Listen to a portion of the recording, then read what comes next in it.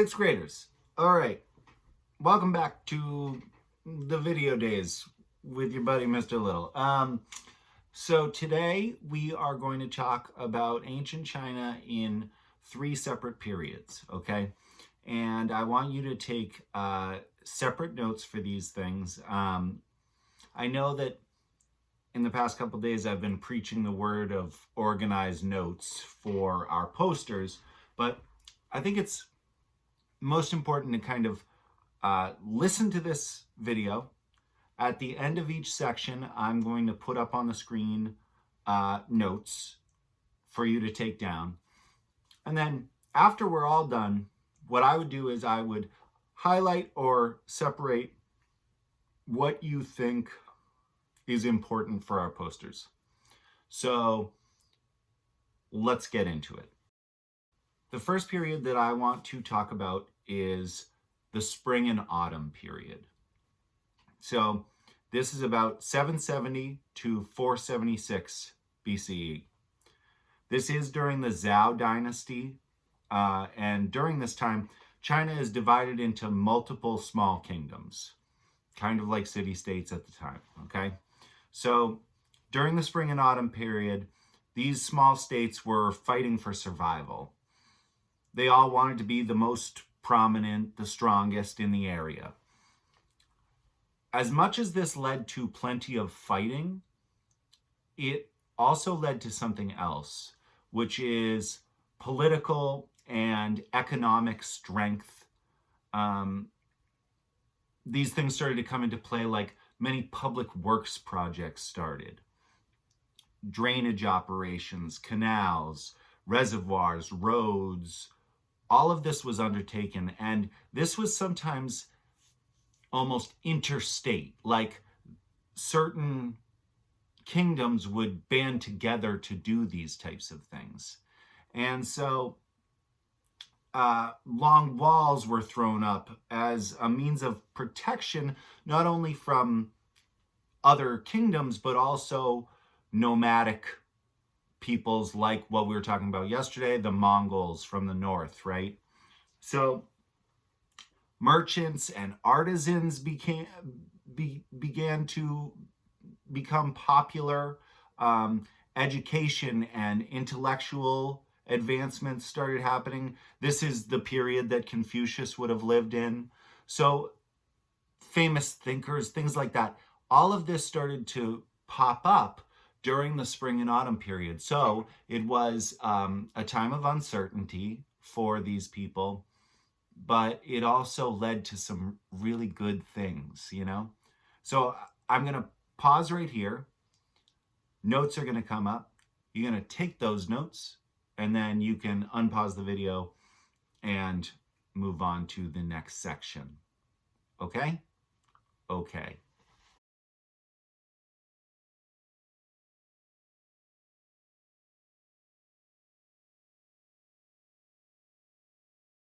So the next section that I want to cover comes directly after spring and autumn. And this is one that I've been hinting at for a while. It's the Warring States period. This is from 475 to 221 BCE. This is roughly 7, it may have been more here and there, but roughly 7 bigger feuding kingdoms. This is an extremely important time for China because not only did it see the rise of many great philosophers, many working off of the things that Confucius did in his time, but it also witnessed the establishment of many of the governmental structures and cultural patterns that still impact China even today. So these 7 kingdoms competed for around 250 years. And towards the end of the Warring States period, those 7 all absorbed the other kingdoms. So after all of this warring for so long, finally these 7 become the reigning dominant champs of this time, right? And one of them, the Chu, spelled C-H-U, finally fell in 223. And with that, it's kind of like a stake in the ground. This is when the tide turns. And it only took 2 more years for the Qin to take over everybody. And we have the first unified China under the Qin dynasty in 221 BCE. I will pause here now to throw up more notes.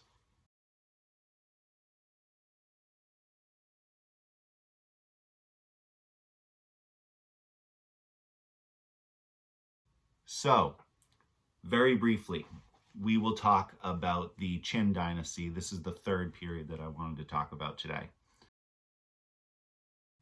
It only lasted for 15 years. And we can talk about how that all plays out, but it ain't good. So anyway, it lasts from 221 to 207 BCE. You'll remember this is where the name China comes from, Qin dynasty, China. There's a little bit of translation and things like that along the way, but that's where it comes from. It also established the approximate boundaries of China today, the basic administrative systems that came into play, that all Chinese dynasties would follow for the next 2,000 years. So as much as it only lasted that 15-year piece, it established everything.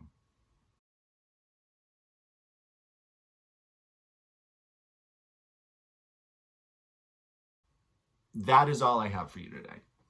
After this, I want you to go through the rest of what we've been talking about, starting at Chinese religion, those pieces of your workbook. Make sure you have everything else in there. I will make copies of my notes available to you in the media center. Hi, Miss Nottage. And that's it. So make sure you got it all, and I will talk to you all soon. Thank you very much. See ya.